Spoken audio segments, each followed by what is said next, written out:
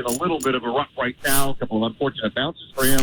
But business is business, and I just don't think the Canucks can allow two guys year after year to walk out the door and get nothing in return. So, yeah, I can understand from that reasoning, at the very least, the logic behind why they might move off Troy Stecher. Jeff, would it surprise you if the Canucks came up with some sort of package that may or may not include Troy Stecher in order to get out of a bad contract, like Louis Eriksson's, like Sven Baertschi's, whatever the case may be? Would it surprise me? No.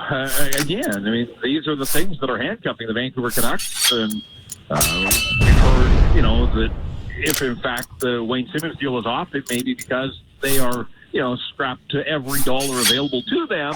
If in fact Brock Besser is able to come back before the end of the season, so they need to create some flexibility and some leverage when it comes to deals. In the here and now, obviously moving to July 1st, but everything, Donnie, is done with a backdrop of July 1st a year from now, when Elias Pettersson and Quinn Hughes are both in need of new deals. I mean, it's not July 1st necessarily for those guys, but, the summer beyond this one, and we know that both those guys are going to hit home runs. So, this is when the things that this management group have done in the past start to come home to roost, whether it's Eriksson, whether it's Beagle, whether it's Roussel, whether it's Tyler Myers, all these hefty contracts. Not everybody can get paid. There's just not enough room for everybody. So,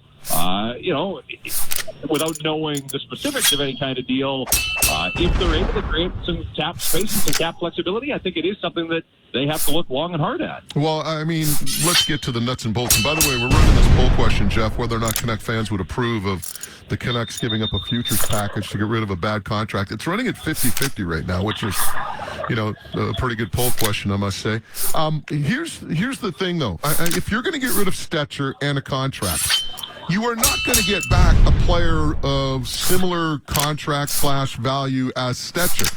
Remember, this is a team that is, from what we're hearing, Jim Benning is in playoff mode. He wants to go after players that are going to help this team this year in the playoffs. So let's just say that they trade Stecher and a contract for a rental. Now, people are going to look at that and not like that deal, but what you have to equate in that deal is now your ability to re-sign a Tanev or re-sign a Markstrom. And I think that's the way you have to look at it in that context, because they're not getting back a player with term if they're trading Stecher. I can't see it, because why the hell why would a team want to make a hockey trade, Stecher for another player, and then on top of that take a bad contract? Doesn't make any sense.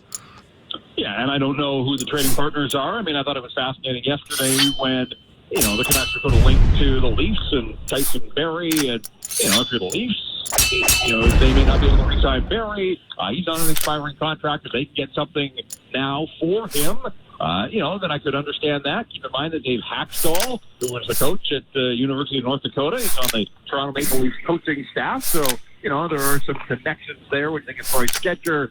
Again, it's all speculation. I mean, it's terrific for guys in our biz, and we'll see how things shake down here over the next 48 to 72 hours. But, just reading between the tea leaves and the fact that the Canucks seem to have a little bit of space to play with now, I don't think they're done. I do anticipate that there is a move to come here, and I think part of it, too, is, I think they realize, like, Toffoli was their big splash up front, but the biggest issue for this hockey club is how permissive they are defensively. And if there's a way to help their defense in the here and now, then it's something that they're going to have to look at. But, at the same time, Moj, the Toffoli deal looks like the Canucks. I mean, they had to make it to replace Besser, but it's also this idea of sort of taking the best swing this year in a watered-down Pacific Division and Western Conference. If you're moving off Troy Stecher, at the very least, Troy Stecher, you know what you've got in him. He certainly represents defensive depth. If they move from Troy Stecher, and I heard you guys talking about this earlier, look, Logan Rafferty remains an enticing prospect. The guy played 2 insignificant games for the Canucks. I mean, he played Nashville and St. Louis, and they were meaningful games for those two, but that's it on his NHL resume. To think that you could just plug in a guy who has played a year ago and that there won't be some sort of drop-off, like Troy Stetcher, he's not a perfect hockey player, but he's a veteran now. I think he's been through the battles. He knows what it takes. He knows what makes him successful. With Rafferty, like, you want to believe that this guy is going to be a player, and I'm high on him too.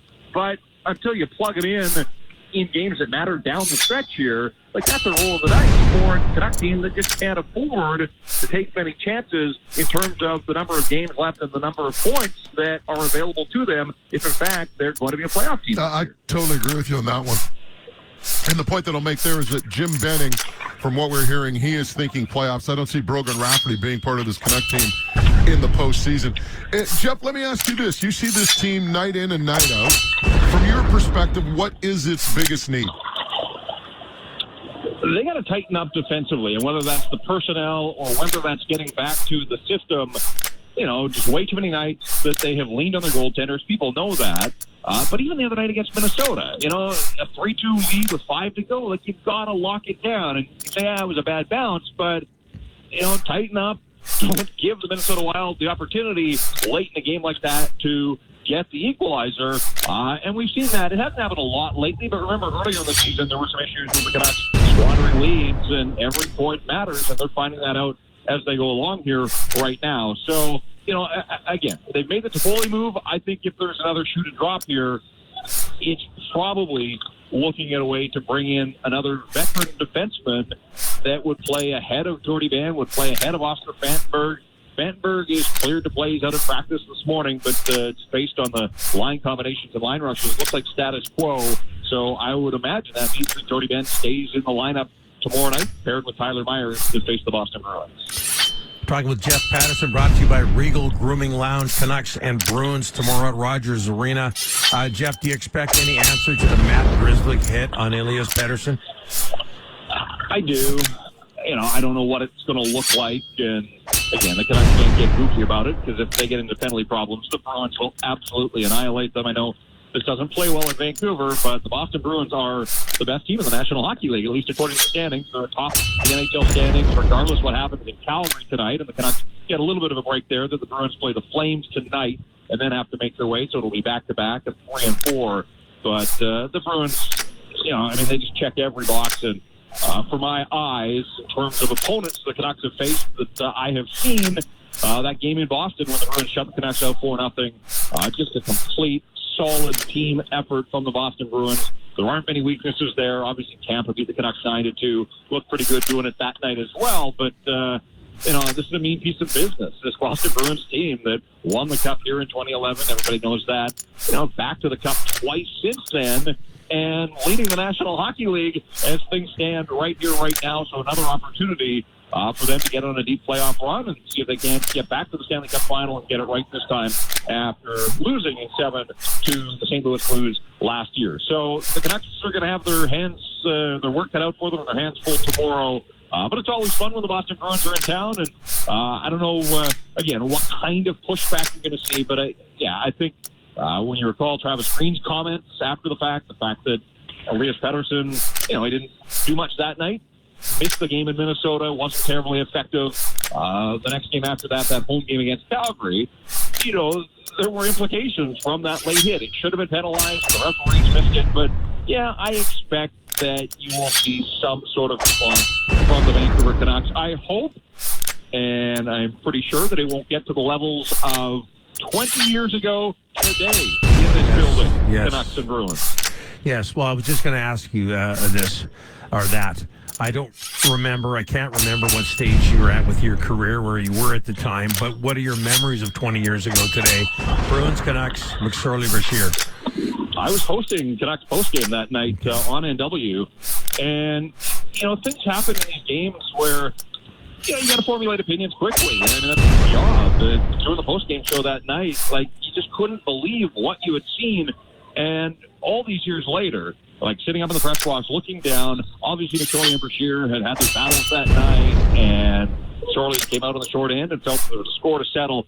What I remember most about that, guys, is in the final minute of play, and I believe that the incident itself happened in the final minute, McSorley was at the Bruins bench and banging on the sideboards with his glove, trying to get the attention of any teammate. He just wanted somebody to get to the bench so that he could go over the boards and get back on the ice. And so I remember when people wondered, was it premeditated? That was the side of the story that stuck with me all these years later. He was adamant that somebody changed so that he could get out there for one last shift, and then he basically stalked Brashear into the Boston end, out to center ice, and then whacked him right on the blue line. And it was scary. Anytime you see a player convulsing the way that Brashear was, again, the postgame show, we just didn't know. Anytime anybody's wheeled off the ice the way he was, you don't know about a player's well-being. So it was a scary night then. It still remains a scary incident all these years later. And, the best news was that Donald Brashear was okay and was ultimately able to resume his hockey career.